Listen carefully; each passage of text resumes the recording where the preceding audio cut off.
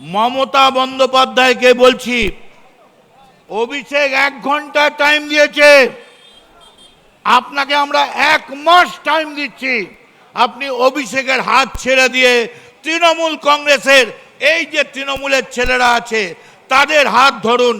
আপনার পার্টিটা তৃণমূলের পার্টি, ওটা অভিষেকের পার্টি নয়। আপনাকে 1 মাস সময় দিচ্ছি, অভিষেকের হাত ছেড়ে তৃণমূলে ফিরে আসুন। আপনার পার্টি এটা, অভিষেকের পার্টি নয়। মেয়র রোডে শহীদ দিবসের মঞ্চ থেকে এবার মমতা বন্দ্যোপাধ্যায়কে ওপেন চ্যালেঞ্জ কামারহাটির বিধায়ক মদন মিত্রের। দিন তিনেক আগে ঠিক একই কায়দায় সদ্য শিবির বদল করা নেতা কর্মীদের চ্যালেঞ্জ ছুড়েছিলেন অভিষেক। বলেছিলেন 1 ঘন্টার মধ্যে শিবির বদলে ফেরা নেতারা ফিরে এলে ইস্তফা দেবেন।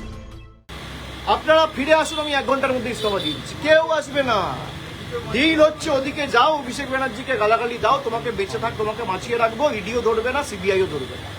ওয়াকিবহুল মহল বলছে অভিষেকের সেই দম্ভের যোগ্য জবাব 21শে জুলাইয়ের মঞ্চ থেকে দিয়েছেন মদন মিত্র। দলের একের পর এক পুরনো সৈনিকদের দল ছাড়া করার নেপথ্যে অভিষেকের ঔদ্ধত্য যে অনেকাংশেই কারণ হয়ে উঠেছিল তা এদিনের ভাষণে স্পষ্ট করেন কামারহাটির বিধায়ক। মাননীয়ার উদ্দেশ্যে বলেন, আপনি হেঁটে এলে আমাদের উত্তরীয় আপনার পায়ের তলায় পেতে দেব।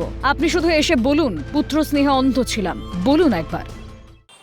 আপনি হেঁটে আসুন, আমরা আমাদের এই গলার উত্তরীয় আপনার পায়ের তলায় পেতে দেবো। আমাদের গলার উত্তরীয় আপনি মারিয়ে নিয়ে আসবেন, খালি বলবেন হ্যাঁ আমার ভুল হয়েছিল, আমি গান্ধারীর মতো পুত্র স্নেহে অন্ধ ছিলাম। দলের অন্দরে যোগ্য অযোগ্যের লড়াইটা বারবার ছিল তৃণমূলের। পালাবদলের পর সেই ঝামেলা অশান্তি পরিণত হয়েছে আক্ষরিক অর্থে গৃহযুদ্ধে। আর বিবাদের আগুনে পুড়তে পুড়তে তৃণমূল এখন যৌতুগৃহ।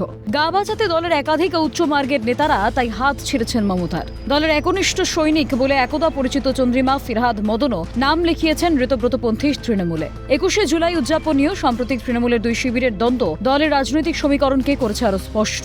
কিন্তু দলে থেকেও মমতার সঙ্গে তাদের দূরত্ব বজায় রাখার নেপথ্যেও কি নেই অভিষেকের মালিক সাজার বড়াই? অভিষেকের বিরুদ্ধে সরাসরি দলের টাকা নয় করে বিলাসবহুল জীবনযাপনের অভিযোগ তুলে আবারও মমতাকে দুষলেন মদন। একটা ছোট্ট ছেলে কত কষ্ট করে রোজগার করে লিপস অ্যান্ড বাউন্সের নামে, আজ সমস্ত টাকাটা দিয়ে প্লেন আর হেলিকপ্টার কিনে সেই দিয়ে গোটা পার্টিটার খরচ চালায়। কিন্তু যেদিন খবরের কাগজে দেখলাম অরূপ বিশ্বাস গিয়ে তালা চাবিটা মেরে দিয়েছে, সেদিন জানতে পারলাম ওই টাকাটা অভিষেকের পিতৃদেবের ছিল না, ওটা তৃণমূল কংগ্রেসের টাকা ছিল। মঙ্গলবার 21শে জুলাইয়ের ভাষণের শুরুতেই মমতাকে এক প্রকার বিদ্রূপ করেই মদন মিত্র বলেছেন, আপনাকে কোটি কোটি সেলাম, আপনি না থাকলে তৃণমূল এই চেহারা পেত না। একসময় দলের উত্থান হয়েছিল মাননীয়ার হাত ধরে, দলকে সরকারে পরিণত করেছিলেন মমতা। কিন্তু দলের জন্মলগ্ন থেকে যাদের পাশে পেয়েছিলেন তাদেরই পরবর্তীতে ভুলেছিলেন মাননীয়া। অভিষেকের প্রতি স্নেহে অন্ধ হয়ে ক্রমশ রসাতলে গিয়েছিল দল, তা আজকের পরিস্থিতি দেখলে সহজেই বোঝা যায়। সেই জায়গায় দাঁড়িয়ে প্রতি পদে পদে করা অভিষেকের ভুলের মাসুল যে এইভাবে একাকী মমতাকে দিতে হবে তার ঋতব্রতপন্থী শহীদ স্মরণেই স্পষ্ট হলো আবারও। ক্যামেরায় নিখিল দাসের সঙ্গে রাজা সাহার রিপোর্ট, ক্যালকাটা নিউজ।